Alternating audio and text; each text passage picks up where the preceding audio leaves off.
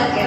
एक शब्द है जो हमने अपने मुख से कहा, एक शब्द है जो निरंतर हमारे अंदर चलता रहता है। तो बाहर के शब्द को अंदर के शब्द से जोड़ना है, और जब हम बाहर और अंदर को एक कर देंगे, वही समय है कि हमें अपने प्रियतम पे पहुंचने का रास्ता मिल जाएगा। और यह सब मुमकिन है केवल बाबा जी साहब के संगत करने से। तो दिल का हुजरा साफ कर जाना के आने के लिए, जाना मतलब यहाँ पे प्रियतम के लिए कहा है, परमेश्वर के लिए कहा है, परमात्मा के लिए कहा है कि दिल का हुजरा साफ कर जाना के आने के लिए ध्यान गैरों से हटा। जब हम दूसरों से ध्यान हटाएंगे तभी तो हम बाबा जी की तरफ ध्यान लगा पाएंगे।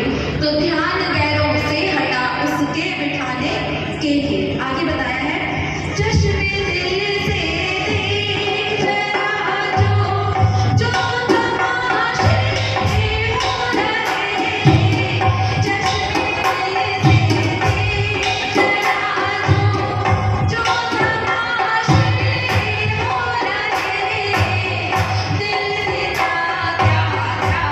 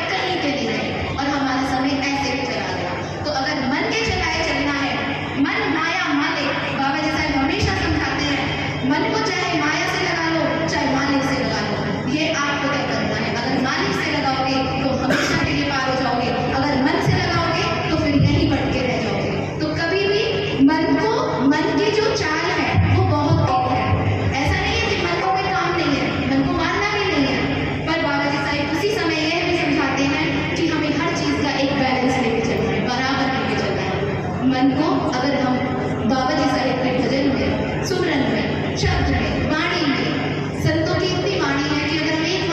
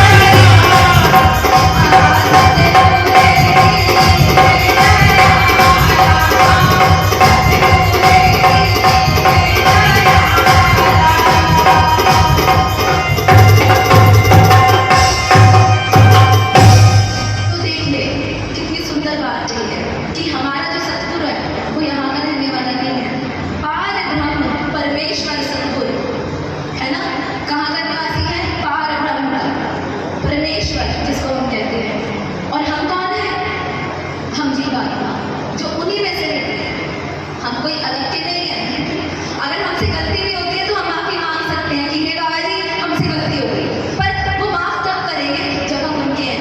पर अगर हम अपने आप को सोचे अरे नहीं ये चीज़ें हम ऐसे, ये गलत है। जब हमने अपने आप को उनको दे दिया, समर्पण कर दिया, तो फिर किंतु परंतु होनी ही नहीं चाहिए, क्योंकि मेरे राम राय सतगुरु जो राखे त्यों रहिए, मेरे तो वही हैं और जैसे रखेंगे अपने आप रखेंगे। क्योंकि मैं क्या करने वाली, मैं मांगने वाले भी कौन होते हैं, कुछ भी नहीं। आप मांगोगे अपनी औकात की जितना कितना जितना हमें अपना बुद्धि से सीखा है बस उतना, पर मालिक को भी बहुत कुछ पता है हमारे बारे में जो हमें भी नहीं पता।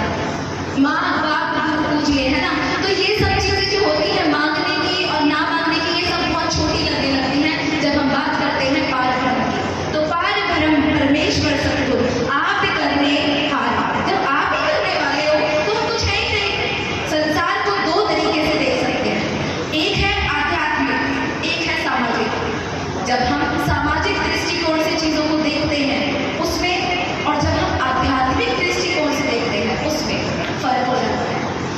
अब हमें बैलेंस करना है, कैसे करना है, किस तरीके से करना है। शब्दों का सहारा लो, बाबा जी साहिब की संगत करो, उससे हमें अपने आप अपने जवाब मिल जाते हैं। जवाब चाहे एक पेज का हो, पूरे दिन सत्संग का हो, पूरा आप टाइम जितना मर्जी लगा लो, पर जवाब लास्ट में जब निकल के आएगा तो वही होता है भजन व सिमरन का। जो बाबा जी ने आपको नाम की बख्शिश की है उस नाम के ही सहारे आपको चलना है, बाहर के नाम से अंदर के नाम को जोड़ना है। और जिस दिन ये शब्द जुड़ गया उस दिन ये आत्मा जो अभी भटक रही है, उस दिन ये आत्मा भटकेगी नहीं, ये हमेशा के लिए अपने मालिक की हो जाएगी और हमेशा के लिए वो मालिक के चरणों में ही चली जाएगी। फिर उसको सुख दुख इस सब का कुछ नहीं ध्यान देता।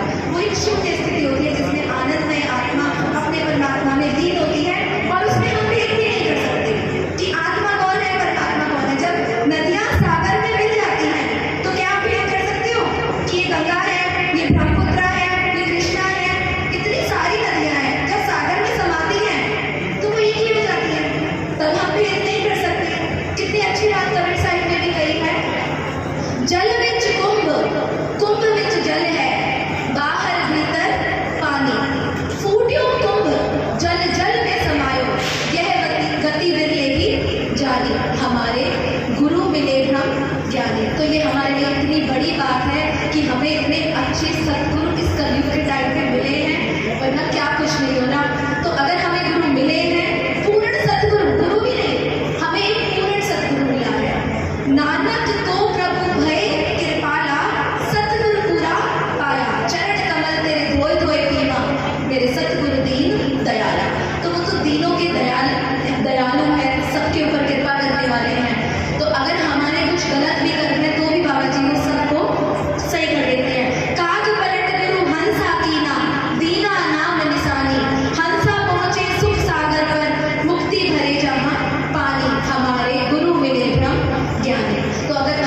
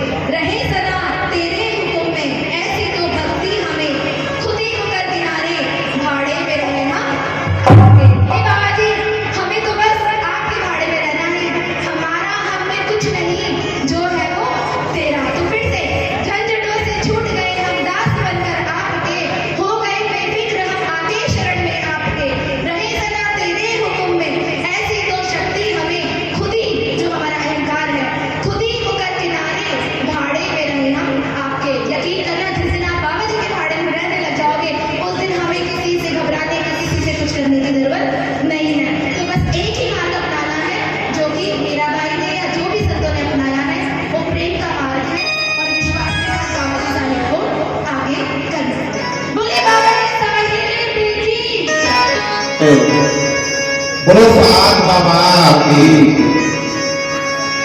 भाई भाई